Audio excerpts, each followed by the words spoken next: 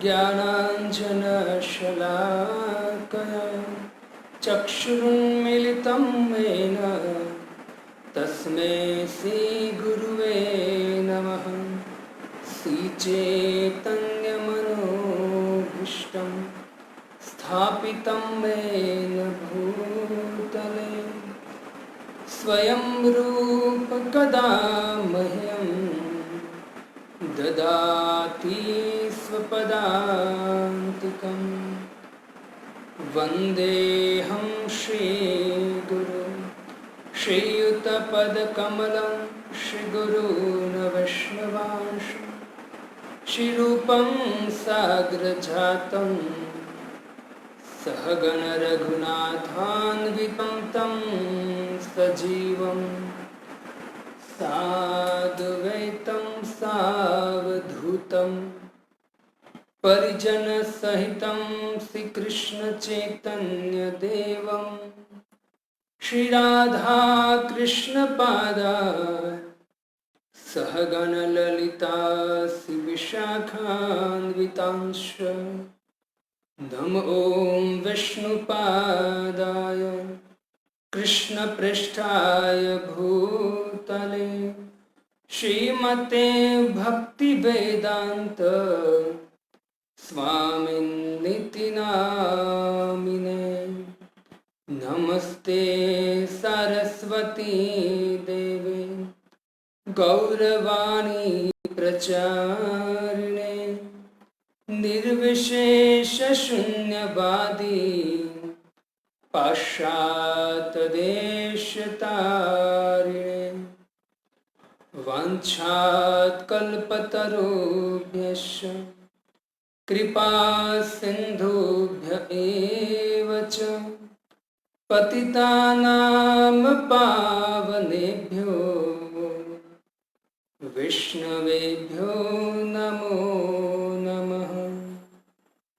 जय श्री कृष्ण चैतन्य प्रभु नित्यानंद श्री अद्वैत गदाधर शिवासादि गौर भक्तवृंद।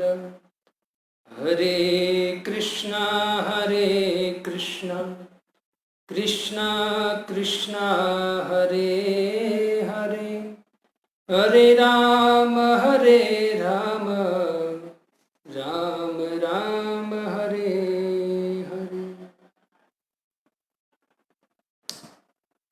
हरे कृष्ण। तो सभी भक्तों का हार्दिक स्वागत है श्रीमद् भगवद गीता के इस छठे सत्र में। इसी भक्ति वेदांत स्वामी श्रील प्रभुपाद जी की कृपा से आज भगवान के विषय में कुछ बोलने का अवसर मिला है और इसी भक्ति वेदांत स्वामी श्रील प्रभुपाद जी की कृपा से ही कुछ वाणी पवित्र करने का अवसर मिला है। गोस्वामी कहते हैं, सौ मौसम कहीं जात न कैसे, शाक मणिक गुण गण जैसे। हमारी अवस्था ऐसी है जैसे कोई शाक भाजी बेचने वाला, उनको कहो कि मणि का मोल तुझे करना है, कैसे कर पाएगा। तो वैसे हमारी स्थिति है, इस भौतिक जगत में बद्ध जीव है, लेकिन फिर भी ऐसी भक्ति वेदांत स्वामी श्रील प्रभुपाद जी की कृपा से भगवान के गुणगान गाने का अवसर मिला है। ये तो ऐसा ही कहा जाता है कि एक चूहा मेरू उठाने चला है, ऐसी स्थिति हमारी। फिर भी ऐसी भक्ति वेदांत स्वामी श्रील प्रभुपाद जी की कृपा है कि हमें अपनी वाणी को पवित्र करने के लिए भगवान की गाथा गाने का अवसर मिला है। तो आइए श्रीमद् भगवद गीता के वही क्रम अनुसार 8वां अध्याय का 6ठा श्लोकम वापस पुनः उसको पठन करें, गाए, उसके बाद उसकी थोड़ी बहुत व्याख्या करेंगे। 8.6 यम यम वापि स्वरन् भावं त्वजन्तन्ते कलेवरम् तं तं मे वेति कौन्तेय सदा तद्भाव भावित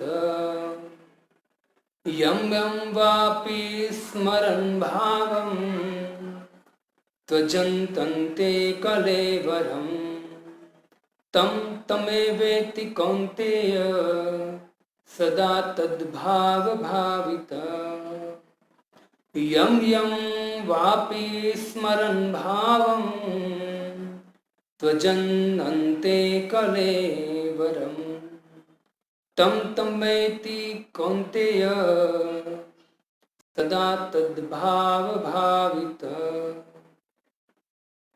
भगवान कहते अर्जुन को, हे कुंती पुत्र, शरीर त्यागते समय मनुष्य जिस जिस भाव का स्मरण करता है उस भाव को निश्चित रूप से प्राप्त होता है। जैसे भगवान ने कल कहा कि अंत काले कोई मेरा स्मरण करता है तो मद भाव, मेरे भाव को प्राप्त करता है। लेकिन हे अर्जुन, इस श्लोक में कि अगर कोई व्यक्ति अंत समय में मेरा स्मरण नहीं करता है और यम यम मतलब जिस जिस वापी किसी भी स्मरण भाव, किसी भी चीज का स्मरण करता है, तजन तंते कलवरम, वो स्मरण करता करता वो अपना शरीर छोड़ता है, तो भगवान कहते तम तम व्यक्ति कौन्तेय तद भाव भावित यम यम वापी स्मरण भाव सदा तद भाव भावित। अगर कोई व्यक्ति जिस भाव का स्मरण करता है उसी भाव को वो प्राप्त होता है। देखो भक्तों, अर्जुन का वास्तव में प्रश्न मन से हुआ कि प्रभु आपका अगर कोई स्मरण करता है तो चलो कोई बात नहीं, आपके धाम में आएगा, आपको प्राप्त करेगा, आपके भाव को प्राप्त करेगा। लेकिन मान लीजिए कि आपका स्मरण न करे और संसार में अनेक ऐसी चीज हैं जिसमें आसक्त होकर उनका स्मरण करे तो क्या? तो भगवान इस श्लोक में कहते जिस भाव का स्मरण करेगा तो उस भाव को प्राप्त होगा। देखो भक्तों, एक शब्द है जिसका नाम है भाव। आपने भाव शब्द तो बहुत सुना होगा, लेकिन आज हम पूरे श्लोक में एक ही लेंगे, क्या? भाव। जिस भाव से शरीर छोड़ता है, जिस भाव स्मरण भाव, जिसका स्मरण करेगा, लेकिन स्मरण खाली नहीं, भाव से स्मरण, किस भाव से, इसके विषय में हम थोड़ा सा चर्चा करेंगे। तो ये 4-5 उदाहरण के द्वारा शॉर्ट में समझने का प्रयत्न करेंगे कि खाली स्मरण नहीं, अगर भाव ऐसा होगा तो उनको ऐसा शरीर प्राप्त होगा। तो कैसा भाव वो हम समझने का प्रयत्न करते। वैसे देखा जाए तो हम कभी कभी कहते कि प्रभु जी वो ऐसा कर रहा है, लेकिन उनका स्वभाव है। जब भौतिक जीवन जी रहा था तो उसका जो स्वभाव था, उसकी जो आदत थी, कभी कभी किसी की आदत होती है गुस्से हो जाता है, तो भक्ति में आने के बाद भी वो जो भाव है ना वो प्रकट करेगा, निश्चित प्रकट करेगा। हम कभी कभी कहते प्रभु जी वो व्यक्ति ऐसा कर रहा है, मतलब भगत ऐसा कर रहा है, तो हमारे वरिष्ठ भक्त कहते कि भाई उसका वो स्वभाव है। तो जो भौतिक जगत में स्वभाव है वही लेकर वो आध्यात्मिक जगत में भी वो रहता है, तो दो भाव हो जाता है। एक तो भौतिक भाव लेकर आए वो भी अभी अटका है, और एक भाव मतलब आध्यात्मिक भाव भी आ जाता है कि मैं भगवान का दास। दो भाव है। लेकिन धीरे धीरे हमको ऐसा भजन करने का प्रयत्न करना चाहिए, भजन करना चाहिए जिससे भगवान का भाव ऊपर उठे और वो भाव डाउन हो। और धीरे धीरे धीरे धीरे स्वभाव जाना बहुत मुश्किल है, कि फिर भी अगर आप हम दृढ़ता से भजन करें तो हो सकता है कि वो स्वभाव चला जाए। तो ऐसी भक्ति वेदांत स्वामी श्री रूपपाद जी ने पूरे जगत पर कृपा की है और भगवान का भाव देने का प्रयत्न किया है। रूपपाद जी की ऐसी कृपा है। एक दिन की बात है भक्तों, नैरोबी सिटी केन्या आपको पता है अफ्रीका में कि बहुत भूखमरी है, 90% लोग गरीब है वहाँ, ज्यादातर। तो नैरोबी में एक दिन ऐसा हुआ कि वहां क्या होता है, आप 5 या 6 बजे के बाद वहां से निकलोगे, घर से निकलोगे, तो 2-3 हज़ार रुपये साथ में रखना है और कुछ घड़ी बड़ी साथ में रखो आप, क्योंकि जैसे आप बाहर निकलोगे, थोड़े थोड़े दूर जाओगे, तो कोई भी व्यक्ति आएगा और आपकी कन पट्टी पे बंदूक रखेगा और आपको बोलेगा जो भी माल है निकाल, अगर नहीं दोगे आप तो शायद हो सकता है आपको मार दे। तो ऐसी स्थिति वहाँ की है। तो वहाँ हमारे मंदिर में भी बहुत बार हो चुका है। उसमें एक घटना मैं बताऊंगा, बहुत सारी घटना हुई है भक्तों के साथ भी और मंदिर में भी। तो एक दिन की बात है कि एक गैंग 7 लोग थे, वो 7 लोग बंदूक लेकर इस्कॉन मंदिर में घुस गए और वहाँ इस्कॉन मंदिर में आकर तुरंत सभी भक्तों को बोला हाथ ऊपर कीजिए, और जो हुंडी में पैसे थे वो निकाल लिए, और दूसरे भी यहाँ वहाँ जो भी थे। फिर अल्टर बंद था, तो तुरंत उनके एक साथी ने बोला कि अल्टर बंद है, डोर बंद है, क्यों बंद है, क्या है अंदर, एक ही अल्टर है वहाँ। तो तुरंत इस बॉस ने, बीच में बैठा था बॉस, तो उसने बोला कि खोलो डोर, दरवाजा खोलो। तो जैसे ही उसने दरवाजा खोलने को बोला, हमारे भक्तों ने जैसे ही दरवाजा खोले, वहाँ राधा कृष्ण की मूर्ति देखी उन दोनों, वो जो गुंडे थे उन लोगों। तो उसमें से बॉस बोला कि कौन है, तो भक्त बोला कि हमारे भगवान है। अच्छा, तो बोला आपके भगवान काले हैं, तो कहा हाँ हमारे भगवान काले हैं। भगवान श्याम सुंदर श्याम कलर के थे और राधा गोरी थी। तो बोले कि ये बाजू में कौन है, तो भक्त ने बोला कि वो उनकी प्रियतम, मतलब उनकी इस तरह से बात किया। तो बोले कि अच्छा आपका भगवान काला है, तो हाँ। बोले तो आपका भगवान भी काला, आपका भगवान ने हमारे कलर जैसा कलर है आपके भगवान का, बहुत अच्छा है। और आपका भगवान एक गोरी मैम को लेकर आया है, मतलब गोरी मैम है उसके पास। तो प्रसन्न हो गया वो और बोला कि देखो उनका भगवान है ना, वो हमारे कलर जैसा है। तो इतना प्रसन्न हुआ तो उसने जो भी लूटा था वो वहीं छोड़कर चले गए। एक बार नैरोबी में गुंडे घुस गए मंदिर में, तो सब भक्त नीचे सो गए। प्रभुपाद जी के अल्टर में उसने बंदूक तानी, उनको लगा वो कोई बुढ़ा बैठा है वहां। प्रभुपाद जी थे, बार बार कह रहे हैं सब हाथ ऊपर करो, हाथ ऊपर करो। प्रभुपाद जी तो उनको पता ही था विग्रह है वो, है ना, लेकिन वहाँ भक्त अभी भी कह रहे, उसके प्रेसिडेंट है वहाँ कह रहे। तो प्रभुपाद जी का ऐसा प्रभाव पड़ा कि वो लोग वहाँ बंदूक लेकर आए थे, हुंडी में भी बहुत सारे पैसे थे, लेकिन कुछ लेकर नहीं गए। और प्रभुपाद जी के सामने ऐसे बंदूक तानी और प्रभुपाद जी को देखते देखते तो वहाँ से भागे। तो ऐसे प्रभुपाद जी की कृपा से ऐसे बहुत लोग हैं जिसका जीवन परिवर्तन हुआ। वही लोग, वही जो बंदूक ताने आए, तो वही लोग बहुत सारे भक्त के घर में भी गए हैं उनको लूटने के लिए, लेकिन उनको जैसे पता चला है कि ये हरे कृष्ण वाले हैं, तो तुरंत उनको छोड़ दे, उसका माल सब कुछ वापस दे दिए। क्यों? वो कहते हैं कि हरे कृष्ण वाले जो है वो हमारे बच्चे हैं, जो छोटे छोटे बच्चे होते हैं, हमको भी वो लोग खाना खिलाते हैं, मतलब खिचड़ी या सब कुछ खाना खिलाते हैं। तो मतलब हमको ये हमारा भरण पोषण भी कभी कभी इस्कॉन वाले करते, तो ऐसा समझ को लोग छोड़ देते थे। तो प्रभुपाद जी की कृपा से हमको भगवान का भाव मिला। आप सोचिए केन्या में ऐसी स्थिति, यहाँ भी ऐसी स्थिति, हमारी भी ऐसी स्थिति होती अगर प्रभुपाद जी नहीं होते। इसे तो जय बता का स्वामी महाराज कहते कि यदि प्रभुपाद ना होते, तो प्रभुपाद जी नहीं होते तो क्या होता।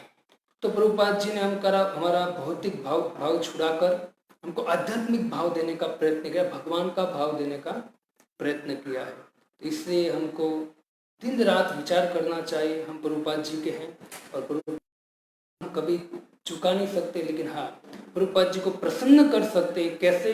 प्रभुपाद जी कहते कि आप मेरे ग्रंथों का प्रचार कीजिए और आप समाज में जाकर भगवद गीता भागवतम का प्रचार कीजिए और आप 16 माला कीजिए और भगवान का स्मरण कीजिए।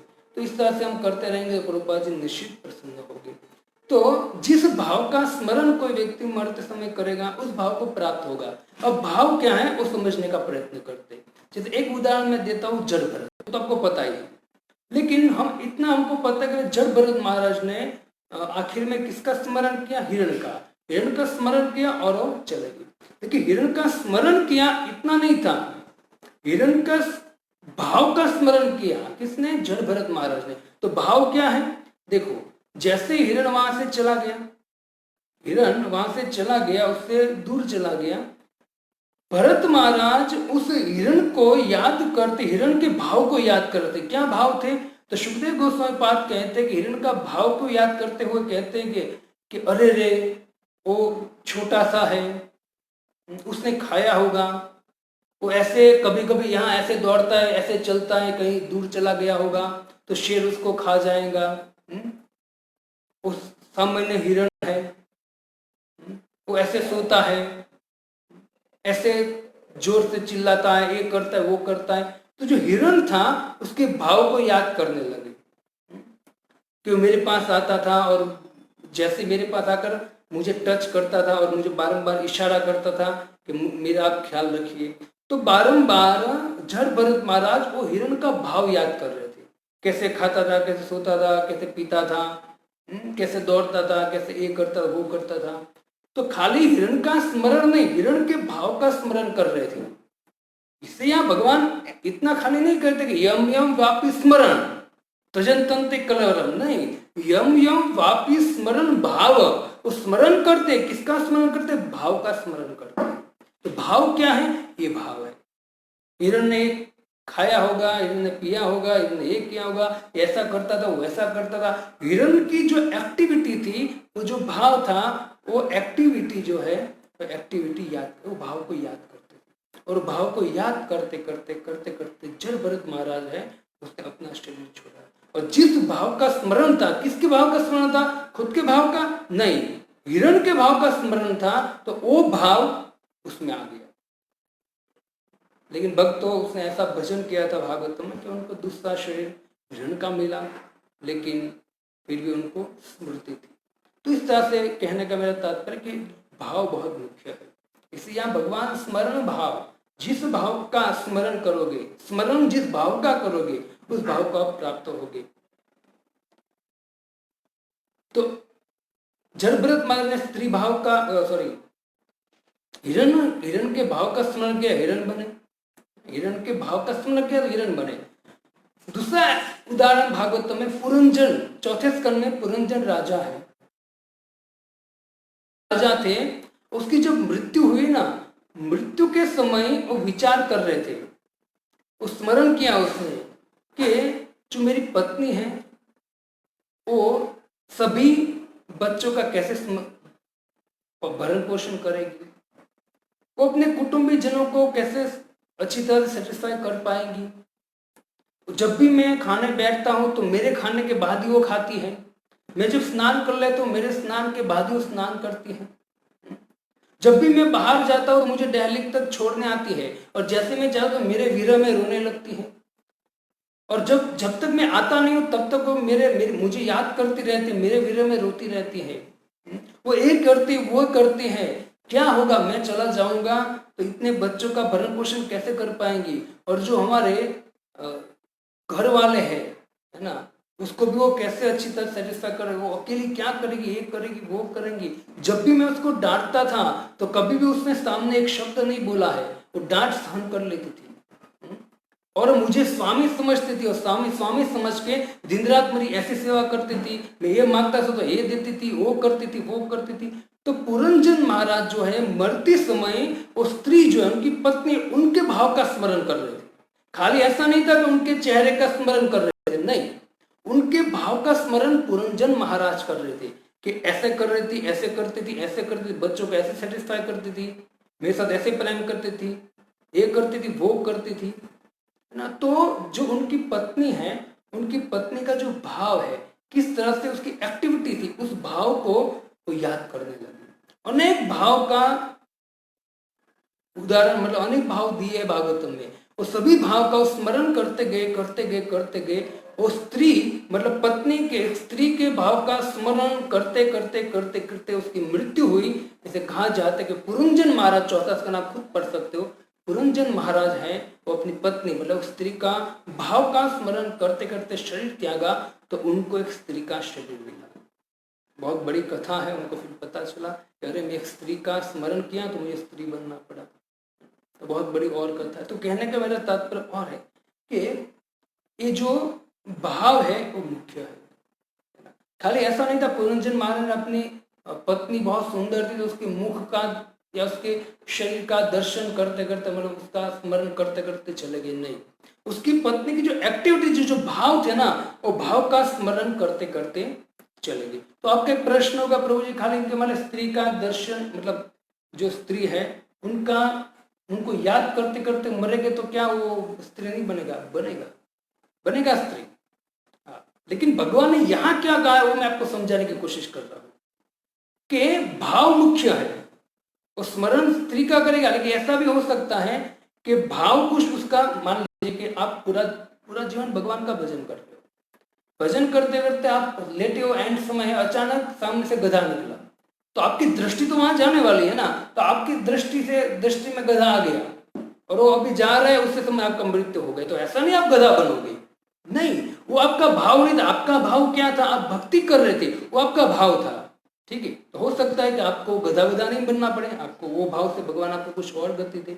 इससे भगवान यहाँ स्ट्रिक्टली कह रहे हैं कि स्मरण भाव, जिस भाव का या जिस स्मरण का भाव करोगे उस भाव को आप प्राप्त होगे। अर्थ है, अब तो अगर बुद्धि चले आप समझ जाओगे, ज्यादा मुझे व्याख्या करने की जरूरत नहीं है। तो इसलिए आप भगवान स्मरण और भाव दोनों एक साथ जॉइंट शब्द कह रहे हैं। तो स्मरण करेगा वो भाव का। युधिष्ठिर महाराज जब धृतराष्ट्र महाराज को विदुर जी लेने आए, विदुर जी लेके चले गए धृतराष्ट्र महाराज को। सुबह युधिष्ठिर को पता चला, तो युधिष्ठिर महाराज दिन रात मतलब रोते रहते कि मेरे जो चाचा है, ताऊ है मेरे, वो चले गए, मेरी गलती ऐसा वैसा, मतलब स्मरण करने लगे किसका? धृतराष्ट्र और उनकी पत्नी का। उसी समय नारद जी आए और नारद जी ने कहा कि हे युधिष्ठिर महाराज, युधिष्ठिर महाराज को बोला कि युधिष्ठिर में आप किसका स्मरण कर रहे हो? उनकी जो गति होने वाली थी होगी, उनके साथ विदुर जी हैं और विदुर जी उसका ध्यान रखेंगे। आप अब उसका स्मरण छोड़ दीजिए, क्योंकि आप जो आपके महाराज धृतराष्ट्र महाराज हैं वो भी काल के मुख में, आप भी बचे नहीं हो, आप भी काल के मुख में हो। इससे आप उसका स्मरण करना छोड़ो और आप विचार करो कि आप भी अंत में अब आपका भी शरीर छूटने वाला है, तो आपको क्या करना चाहिए, किसका स्मरण करना चाहिए? तो नारद जी उसको समझा रहे हैं ना, काल कर्म गुणाधीनो देहो पंच भौतिक कथमस्त्यास्तु गोपात्रेत सर्य ग्रस्तो यथा परम। ये जो काल है ना, काल किसी को छोड़ता नहीं। इससे आप सबकी गति अपने कर्म के अनुसार होती है। उनके साथ भक्त विदुर है, आप चिंता मत कीजिए, आप अपनी सोचिए और आपका भी अंत आएगा, तो आपको अंत में क्या करना है आपको सोचना है। इससे बहुत सावधान रहिए। नारद जी भी कह रहे हैं आपका भाव बदलिए, आपका भी समय आएगा एक दिन। बहुत सुंदर नारद जी भी वहां उनको समझा रहे हैं। तो इस तरह से भाव की बात की। एक तीसरा भाव मैं आपको तीसरा पॉइंट कहता हूं कि जब आप श्रीमद् भागवतम के चौथा स्कंद पढ़ोगे, उसमें शुरुआत में दक्ष प्रजापति और शिव जी की कथा आती है, ससुर दामाद। उसमें जब अपने कथा से परिचित हो, जब सती देखती है कि मेरे पति का यहाँ यज्ञ में कोई स्थान नहीं है, तो सती बहुत अपमान मानती है कि मेरे पति का अपमान हो रहा है, अब मैं वापस तो जा नहीं सकती, क्योंकि मेरे पति का मैं मतलब पति की बात न मान के यहाँ आई हूँ, वापस जा नहीं सकती हो और यहाँ रह नहीं सकती हो, क्योंकि यहाँ मेरे पति का तिरस्कार हो रहा है। कोई जो सती नारी होती है अपने पति का तिरस्कार नहीं देख सकती है, तो तुरंत सोची कि नहीं, अब मैं अब इस शरीर नहीं रखूंगी।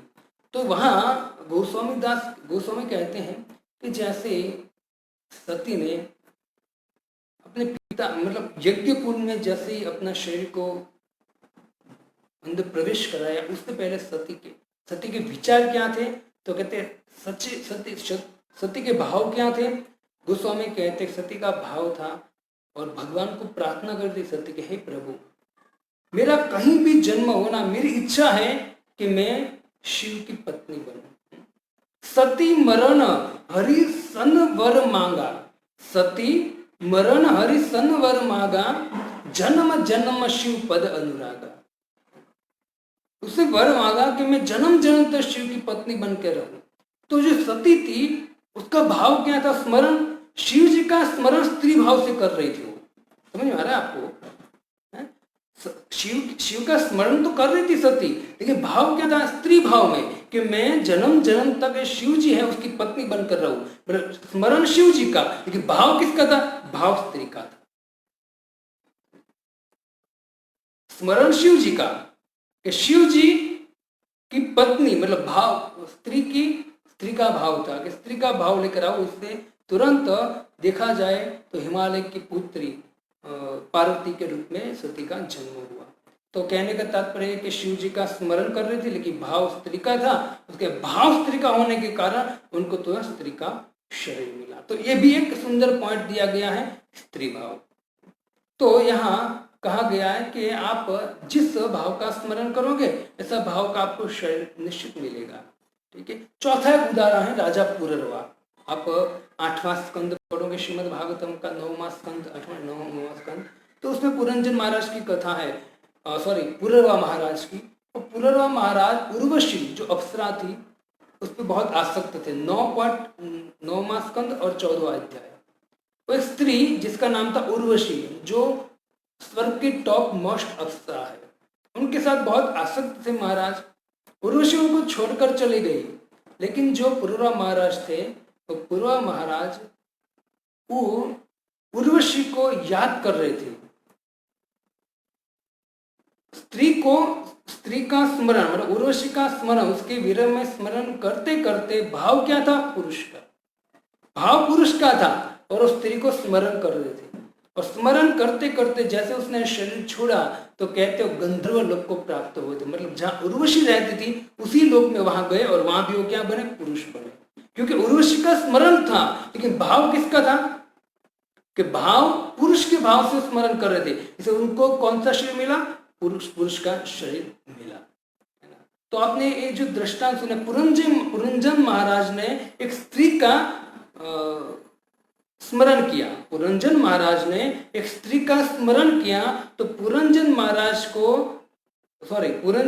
ने स्त्री भाव का स्मरण किया, तो पुरंजन महाराज को स्त्री बनना पड़ा। सती ने भी स्त्री भाव का स्मरण किया, तो उसको भी स्त्री बनना पड़ा।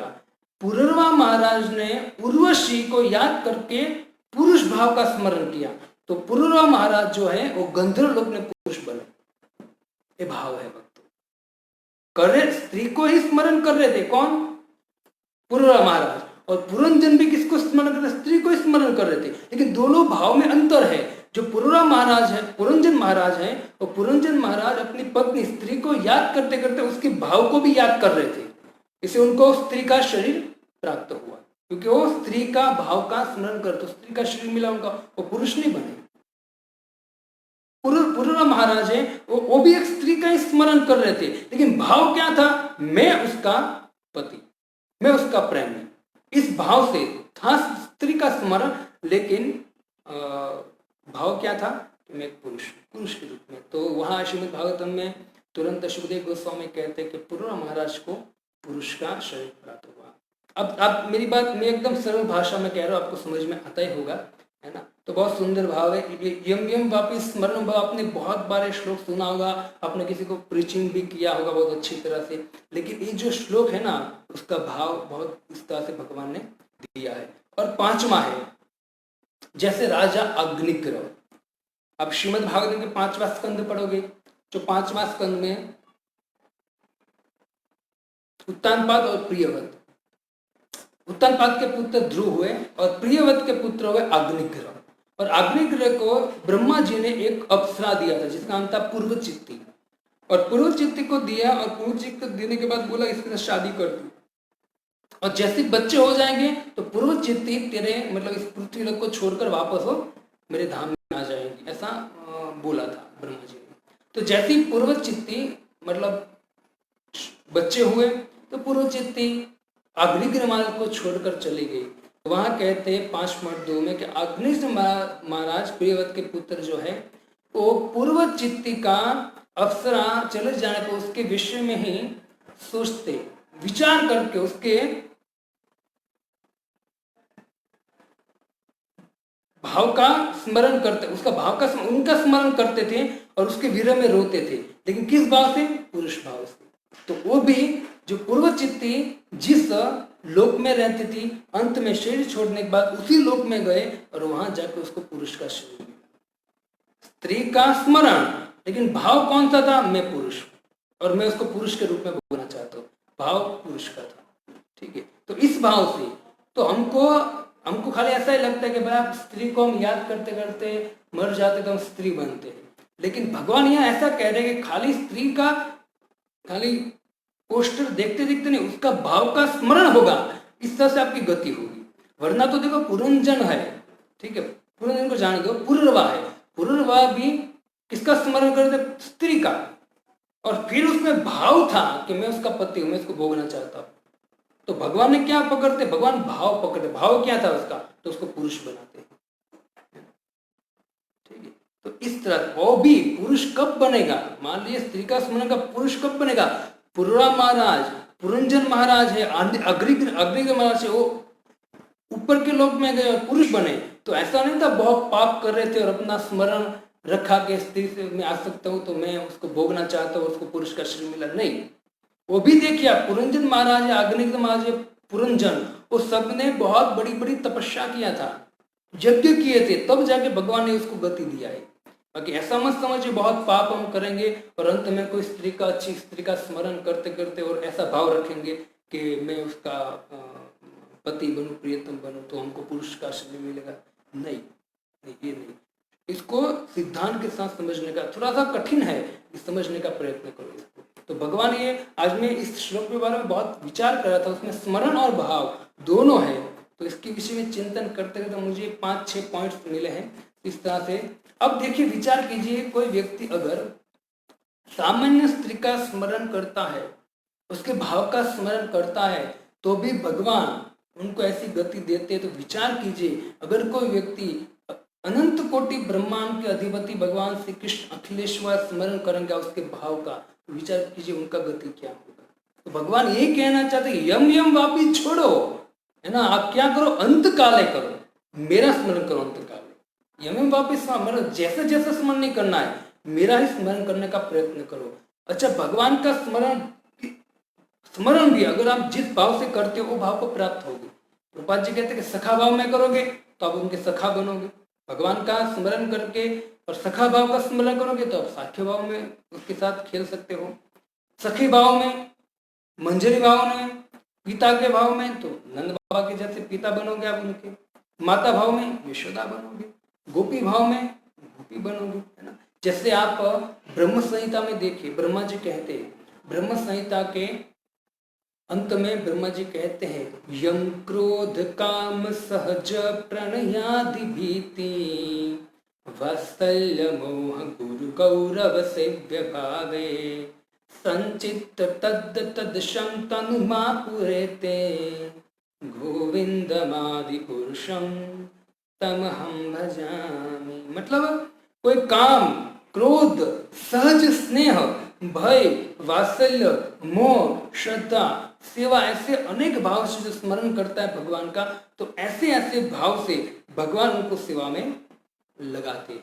लेकिन भगवान का स्मरण करके जिस भाव का स्मरण करोगे उस भाव से भगवान आपको लगाएंगे, ये भगवान का भाव है। इससे भगवान यहाँ कहते हैं, हे कौन्ते, अर्जुन को यहाँ कहते हैं कि तम तुम वती कौन्ते, है कौन्ते, कौन्ते मतलब क्या है, कुंती का पुत्र जिसको बोलते कौन्ते। भगवान यहाँ बहुत सुंदर, एक हमारे आचार्य कहते हैं कि भगवान यहाँ एक संदेश देना चाहते हैं कुंती पुत्र अर्जुन को। क्या संदेश देना चाहते हैं? तो कहते हैं कि हे अर्जुन, तेरी जो माँ है ना कुंती महारानी, तो कुंती महारानी सदा मेरा स्मरण करती थी। अंत समय मतलब जब मैं यहाँ से चला गया, भगवान चले गए, तब भी कुंती महारानी सहन नहीं कर पाई थी। उससे पहले जब कुंती महारानी देखा कि कृष्ण यहाँ से जा रहे हैं, कृष्ण यहाँ से द्वारका जा रहे, हमको छोड़कर जा रहे, तब भी भगवान के भाव में इतनी विरह में हो गई थी कि तुरंत भगवान की बहुत स्तुति, सुंदर सुंदर स्तुति करना प्रारंभ किया। तो सुंदर भाव था कुंती महारानी का। तो भगवान यहाँ अर्जुन को कौन्ते कह के संबोधन करते, उसका भाव यही है भगवान का, हे कुंती पुत्र, हे अर्जुन, जिस भाव से तेरी माँ ने मेरा भजन किया है, जिस भाव से तेरी माँ ने मेरा स्मरण चिंतन किया है, उसी भाव में तू भी मेरा भजन कर, भगवान अर्जुन को कहना चाहते हैं। इसलिए यहाँ भगवान अर्जुन को कहते हैं कौन्ते, कुंती के पुत्र, तो तू भी तेरी माँ की तरह स्मरण कर। आखिरी शब्द है सदा तद भाव भावित। मरते समय कोई व्यक्ति जैसा ही भाव रखेगा वैसा ही उसको भाव प्राप्त। जैसे कोई व्यक्ति कहता है कि पूरा जीवन धन और परिवार के भाव में भावित रहता है, कोई व्यक्ति धन और परिवार के भाव में भावित रहता है, तो ऐसा मत समझिए कि हम अंत समय में कृष्ण के भाव में भावित होंगे। नहीं, आप जिस तरह से, मैंने कल भी बोला कि पूरा जीवन जिस भाव में रहोगे उसी भाव का आपको स्मरण होगा। तो यहाँ बहुत सुंदर कहते हैं, अतः इसी जीवन में उनका अगला जीवन बनता है। जो इसी जीवन में आप जैसा स्मरण करते हो ना, उस स्मरण के द्वारा आपका अगला जीवन वहां तुरंत बनता है। आपको अगला जीवन कैसा होगा, इससे हमको अंत समय का अच्छी तरह से ध्यान रखना चाहिए। हमारे एक संत कहते हैं कि दो चीज को कभी भूलना नहीं चाहिए। क्या नहीं भूलना चाहिए? तो कहते एक हमारे अंत को नहीं भूलना चाहिए और एक दूसरे संत को नहीं भूलना चाहिए। अगर आपको दोनों याद है, संत और अंत, है ना, तो निश्चित आपके ऊपर भगवान की कृपा है और निश्चित आपकी गति बहुत अच्छी होगी। क्योंकि जिसको भी अपना अंत मतलब मृत्यु निश्चित है, तो मृत्यु समय क्या करना चाहिए? और दूसरा याद है संत, है ना, कि संत को पूछना चाहिए। और संत जो है वो संत की शरण में जाता है, तो संत सिखाएगा कि वास्तव में मरते समय हमको किसका स्मरण करना चाहिए, किसका भाव का स्मरण करना चाहिए, संत सिखाएगा। और संत की कृपा से वो व्यक्ति निश्चित, भगवान ने जो कहा है कि अंत समय मेरा स्मरण करो, वो संत के पास सीखेगा। इसे भक्तों, अंत और संत वो दोनों को कभी भूलना मत। जो व्यक्ति अपना अंत भूल गया है वो व्यक्ति निश्चित अहंकारी हो जाता है। जो भी चीज है वो सोचता है कि मेरा है, मेरी भोगने की वस्तु है, और शरीर को अपना मानता है, तो व्यक्ति निश्चित दुर्गति में जाएगा। अज्ञान के कुएं में चला जाएगा वो व्यक्ति। इससे कभी भी अंत नहीं भूलना चाहिए। दूसरा संत, क्योंकि भगवान को हमको मिला है कौन? वो है संत। ऐसे संत को नहीं भूलना चाहिए। ऐसे संत को संग करना चाहिए जो हमको भगवद गीता, भागवतम और हमको बढ़ाने का प्रयत्न करें और अपने जीवन को सार्थक कराएं। तो अंत समय में स्वभाव हमारा जो है भौतिक स्वभाव वो बदल कर स्वभाव भगवान के लिए करना चाहिए। और कैसा स्वभाव करना चाहिए? एक ही काम करना है हमको पूरे जीवन। भगवान के भाव में अगर स्थित रहना है तो क्या करना पड़ेगा?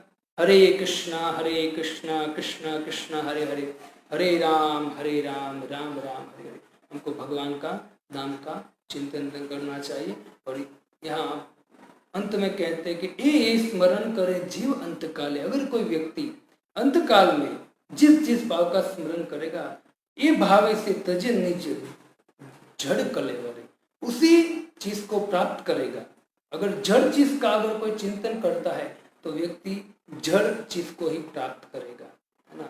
इससे हमको किसका स्मरण करना चाहिए और किस भाव से स्मरण करना चाहिए, तो भगवान यह सिखा रहे हैं। बहुत सावधानी से जीवन जीना चाहिए। भक्तों, समय कम है और प्रभुपाद जी की कृपा से हमको भगवद गीता और भागवतम और इस्कॉन संस्था मिली है, तो उसके माध्यम से हम बहुत कुछ प्राप्त कर सकते हैं। हमारे माँ बाप का, हमारे पितरों का हम उद्धार कर सकते हैं। तो भक्त, आपको यही जो आप सुन रहे हो भगवद गीता, उससे एक ही निवेदन कर रहा हूँ मैं कि भगवद गीता के इतना सुंदर ज्ञान है। कभी कभी उनको समझ में आता भी है, नहीं भी आता, हमारे ऊपर से जाता है। लेकिन याद रखना, भगवद गीता में भगवान कहते हैं कि अर्जुन, तुझे कुछ समझ में आया न आया कोई बात नहीं, उसमें कोई प्रॉब्लम नहीं है। लेकिन अगर तुझे कुछ समझ में आया न आया, लेकिन मैं तुझे जो कह रहा हूँ याद कर, क्या? तो कहते हैं कि हे अर्जुन, सर्वधर्मान परित्यज्य माम एकम शरणं व्रज। सब कुछ छोड़ के तुम मेरे शरण में आ जाओ, भले तुझे ज्ञान याद रहा हो या न रहा। तो अच्छा प्रभु आपके शरण में कैसे आए? तो भगवान भगवद गीता में कहते हैं कि अर्जुन सततम कीर्तयन्तु माम। कलयुग में अगर आपको भगवान की प्राप्ति करनी है तो बड़े बड़े यज्ञ हो भवन कुछ करने की जरूरत नहीं है। आपको अगर भगवान को प्राप्त करना है तो भगवान कहते हैं कि आप सततम, अब जहाँ भी हो, जैसे हो, जिस भी स्थान पे हो, आप मेरे नाम का उच्चारण कीजिए। हरे कृष्णा कृष्णा कृष्णा हरे हरे, हरे राम राम राम हरे हरे। और मेरा नाम का उच्चारण करते करते अपने जीवन को धन्य बनाइए।